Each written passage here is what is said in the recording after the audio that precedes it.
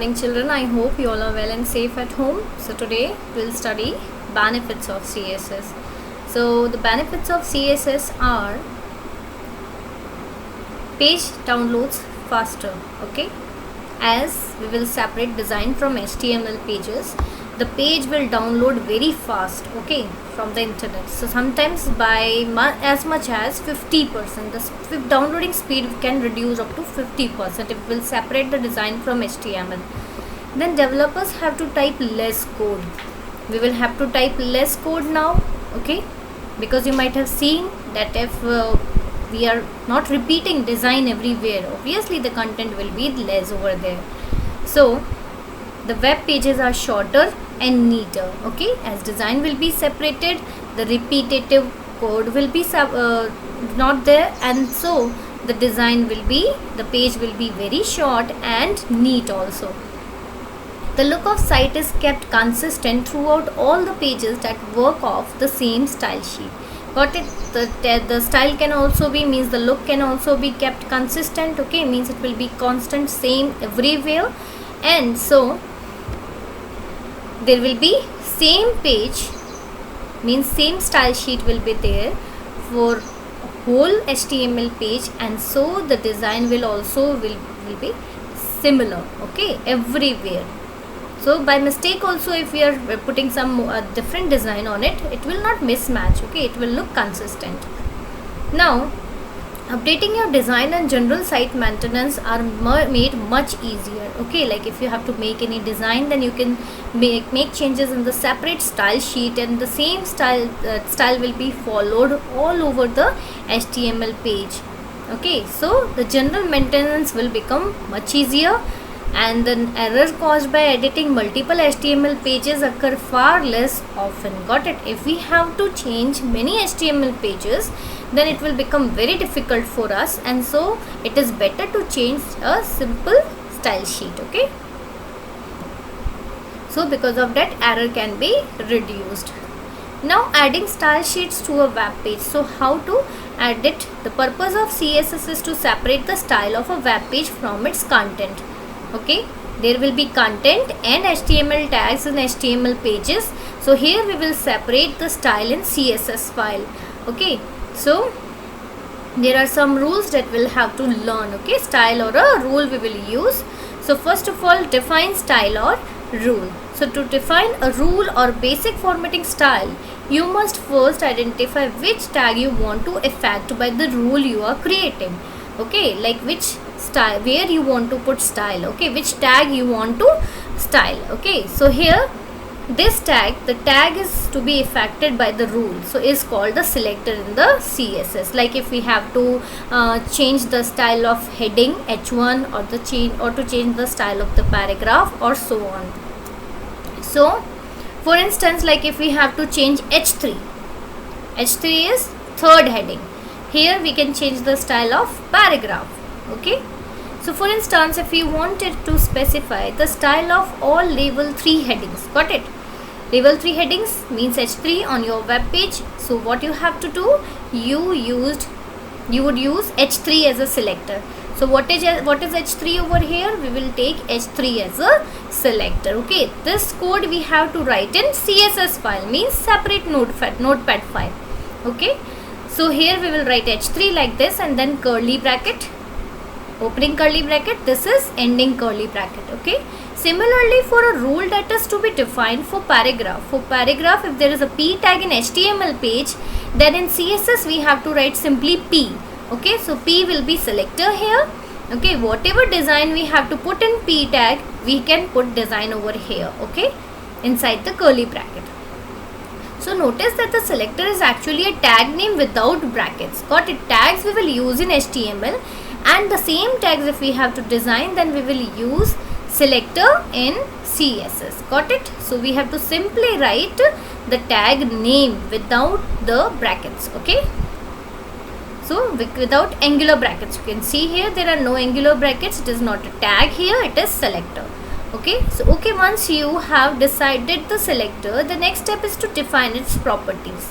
So the way attribute work in HTML, properties of CSS also work in a similar way. Okay, the way attributes are working in HTML, the same way here also it will work. So that is, the property decide how the selector element should be rendered. Got it? So we have to choose properties here. So here in level 3 heading, means in H3 we want font Arial. Okay, Arial is a font style. Okay, and here we want the text color red. So what we will do? For Arial we will use font family. Okay, and to change the color we will use color. Got it? So here these are actually, we have to specify for the selector element. Okay, and this specify the color of the selector element. Okay, this will change the font face. Here remember, the spelling of color is always COLOR in HTML and CSS. So now you can see the properties and their values for a style rule are to be written like this. This is the syntax you have to follow. Now first of all you have to write selector. Like if you have to design H3, you write H3 here. If you have to design the paragraph, you can write P here. Then after that curly bracket starts, then first property and its value, like font family Arial over here, and font here you write color and red. Got it? And the terminating symbol, then you can add as many properties as you want. Got it? Inside curly bracket you have to write the property name, like font family color. Okay, then its value, colon, and then the value, then semicolon, then again the new property, then colon, its value, and then terminating symbol. Okay, that means one rule for heading 3 will be written as, so if we have to change heading 3, then what we will do? H3 curly bracket font hyphen family. It is not dot, it is not dot here, it is hyphen. You can see hyphen over here. So there is a mistake in the textbook. Here you have to put hyphen, not the dot, remember. Okay, and then here you have to write colon, and then Arial, then terminating symbol, then second property is color, then colon, and here the color name. Okay, and so on. You can see. So once this rule is defined, H3 element should be Arial font, shall be of Arial font, and red color is the page, web page is linked to this style sheet. Okay, now in style rules, declarations were enclosed in curly brackets, curly brackets, you can say curly also, or curly brackets. So but before we go through, let's have a look at the rules of defining these style rules. So there are some rules we have to follow. So it's simple, the rules are same as this one. The syntax has been explained over here. So first of all we have to write the selector. It is actually the tag name. Selector is tag name. Okay, without angular bracket. Okay, because this is not HTML, this is CSS. So then after that, brackets that we have to use are curvy brackets.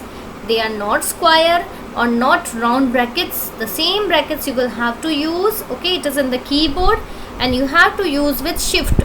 Got it? Then only it can be seen on the screen. Shift key. Now after each property name there is a colon. You can see after each property there is a colon. Here second property and the colon. Then each property name value combination is terminated with a semicolon. This combination will be terminated by this semicolon, then this combination will be terminated by this semicolon, and so on. Now each property name value combination is called a declaration. Here each combination, this is first declaration, this is second declaration, and so on. So CSS style is a single statement in a style sheet that identify that what should be styled. Okay, means what should be styled means selector that is to be styled, and how those styles should be applied. Okay, so how we have to apply that we have to see. Okay, a list of many CSS rules makes a style sheet. If we are writing so many CSS rules, then it will become a style sheet. Got it? Here like we have designed H3, we can also design body tag, then we can design paragraph, we can design list, unordered list, ordered list, then we can design table, and so on. This way we can put the CSS. Now you can see, if you want to give similar formatting to multiple selectors, you can write them together. Got it? If you want headings, heading you already know, they are in different sizes. Okay, so we simply have to change its color and font family. So you have seen that the headings have similarity. Okay, only their size is different. So obviously the color will be same and the font family will also be same. Here you can see again there is a mistake. It is not font dot family, it is font hyphen family. Okay, so put a small dash over here in place of dot. Now here you can see the same CSS that we have created is applied in 3 types of headings that we are using in our web page. Okay, like in our website page we have used H2, H4, H6. Then if we have to apply the same CSS, what we have to do? Write it separated by comma. So H2 comma, H4 comma, H6, then curly brackets, then color is gray, semicolon, then font family Vardhana. Okay, so here this is changing the color and this is changing the font style. So multiple selectors if we are using, then we can follow this formatting rule. That means we can separate it by comma. Got it? So you can see here, this explains the basic structure of the CSS rule. The same we have already studied.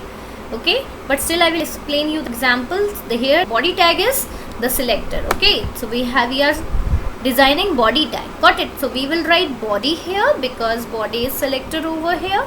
Then we will write curly bracket, then body font family Arial. That means whole content that is there in the web page will be having Arial font style. Okay, Arial font style in whole page.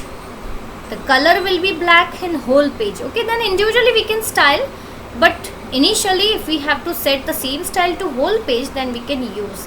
And background color is white. Okay, so we can change these styles also. So only students, this much for today. Read the textbook for better understanding. Thank you. Have a nice day.